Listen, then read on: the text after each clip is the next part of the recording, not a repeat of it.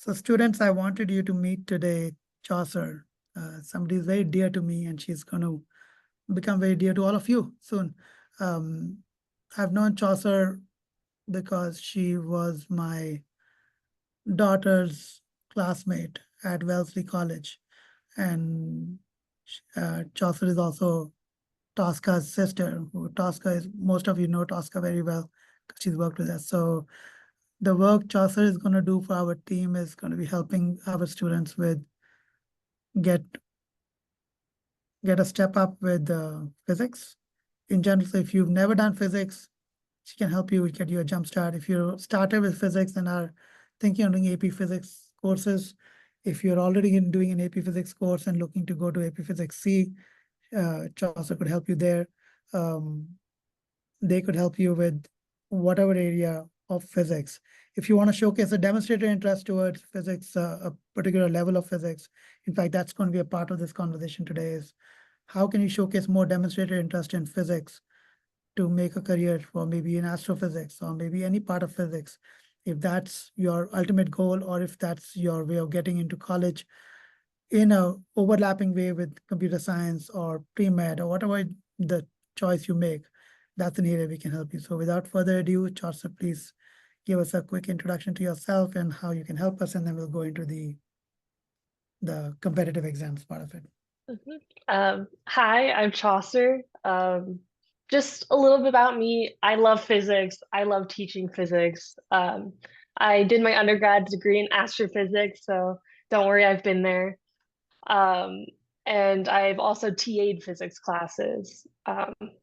It's something I really enjoy. I think physics is for everyone. No matter where you are, I am so happy to try and get you to where you want to be. Um, so I guess the goal is maybe I'll talk a little bit about how I approach tutoring. And then maybe if you're interested in something like physics Olympiad, I could probably help with that too. Um, Yeah, no, absolutely. So let's get some of those perspectives, how you got into it, um, what kind of, what's the competitive diaspora? Um, Go ahead. Yeah, with your perspectives on that.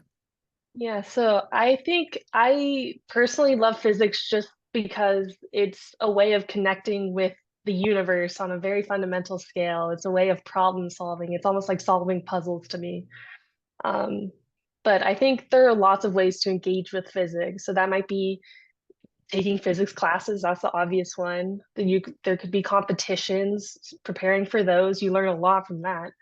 But that could also be doing research, which is kind of beyond the scope of this. But if that's something you're interested in, I will talk about that for hours. Um, And but that is, Chaucer, to your point, a big area of focus for us is these pockets of center of excellence or majors by a full plan, not just an AP level, not just an academic tutoring perspective, but helping students do some of the research. And what stays in my mind always is, to do any kind of research with physics, don't you need access to a massive telescope, or or something really expensive which is in a research lab?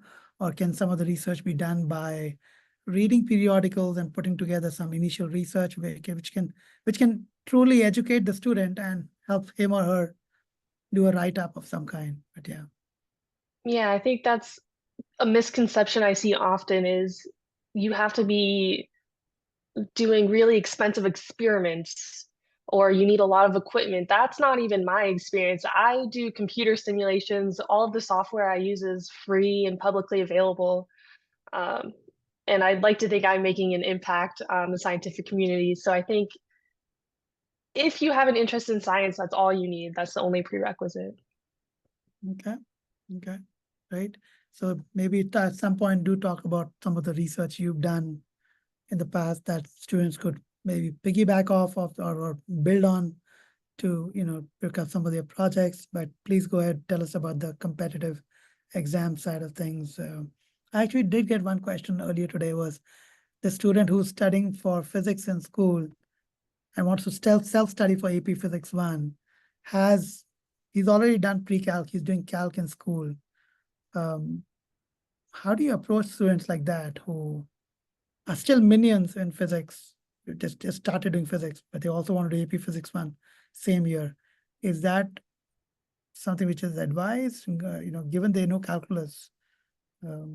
Thoughts? I'm not gonna say it would be easy, but I don't think it's impossible either. I think it takes a level of dedication. I have personal views on the best ways to study. I know there are ways that seem like you're studying, but you're not. Just reading a textbook isn't enough. I believe that you should be doing physics problems, and that's the best way to learn. Um, so a lot of my philosophy is getting dirty with the physics. If it turns out there's something that maybe you don't understand as well, I'm happy to go over that, do examples, talk about it. That's no problem at all. Um, but from experience, I think when I took college level physics, I only got it about the third time around for each class. So it's not something you get the first time necessarily. But I think with dedicated practice, even outside of tutoring, is really where you're gonna Okay, reap your rewards. that's well said. Yeah, it's definitely gives us a framework to work in. Sure. What about some of the competitive exams that you wanted to talk about? Do you want to share a screen and talk about it, or do you want to start? Yeah, I can. I mocked up a couple of slides. Um, so I think, can you see my screen? Yeah, I see a screen. Perfect. Just in terms of what you might expect from preparing for these exams, I think I just mentioned this, but it's not something you can only necessarily prepare for by talking to me. It's something you have to spend time outside of tutoring for. But what I'm personally focused on is focus on solving a wide variety of problems that you're going to see on the exam. So that means actually looking at past exams, working through those. There's a lot of resources out there, and you don't have to worry about that. I will pull all of them for you. I will prepare questions ahead of time, especially depending on areas you don't like as much. That's where I'd like to spend my time. Um, but I think typically my estimate for how many hours it would take to prepare, um, it's not something you can do by studying for half an hour a week. It's really, you have to put in the time. Um, so if I, just for a typical student, what I would expect is to first talk with your student about um, what types of problems they struggle with more than others. Maybe you try and work through a couple just to see their problem solving approach. Um, and again, working on targeting weaker areas preferentially. Um, and of course, um, this is a timed exam, so I'd want to work on solving problems under time constraints, just so when you get there, you're not worried about it. It's just something you've already done a million times before. And then, of course, working on bringing you up to speed. Obviously, I'd love to give feedback and adjust as we move along. Um, Chaucer, I have a question. mhm. Do these exams have tiers, like USICO has a tier, bronze, silver, gold level? Do the physics Olympiad have its own tiers, or how does that structure work? Yeah, And I wonder if I don't think I have a slide for this. Sorry about that. yeah, But there's, I guess, levels of testing. So once you make it through the first test, then you get to move on to the next test, and eventually you move to the national level and then the international level. got it. So there Exam, are tiers. are these proctored exams? Like you have to go in physically to sit through the exam, or like the SAT style, or you can do this at home, or how does this work? I do believe it is a proctored exam. If anything has changed, I will keep everyone updated. Okay, Uh, okay. All right, so we can talk about centralized time management. Um, are these Olympiads, what is there a prerequisite? Like a student should have taken physics, entry-level physics at least, in either um, in school or done something on their own through a self-study with like some course or I think there aren't any hard prerequisites, but there are some things that are definitely recommended. So I think um, taking a test like this would be ideal for students who have at least 1 year of high school physics. I think starting from the ground up would be very difficult. Um, so Yeah. that might be honors physics or AP Physics 1. And then even just understanding algebra, geometry, trig, that's all going to be important. Calculus would be great, but it's not necessarily required. Um, so yeah, as long as you have some foundational knowledge with physics and math. So physics and math. Calculus is not a must, but pre-calc would be. Yeah, or if you don't have pre-calc, you're willing to invest a lot of time into getting up to speed on math. Okay, sounds good. Yeah. So I think the last little point I had was I think just working with me, I estimate maybe 10 to 15 hours if you have all of those prerequisites, just so um, I can track progress, make sure we're working on the areas that are harder. But if you really want to get deep into studying, of course, we can add more time onto that. What I like is the phased approach, which is a student who is maybe just getting ready with starting with physics could help take your guidance on just getting tutored on some of the basics. If they start doing well with the tutoring and you think they're reasonably well, you could actually end up suggesting they'd end up taking one of the Olympiad tests where you could help them at the second phase of helping for the tutoring part for the exam.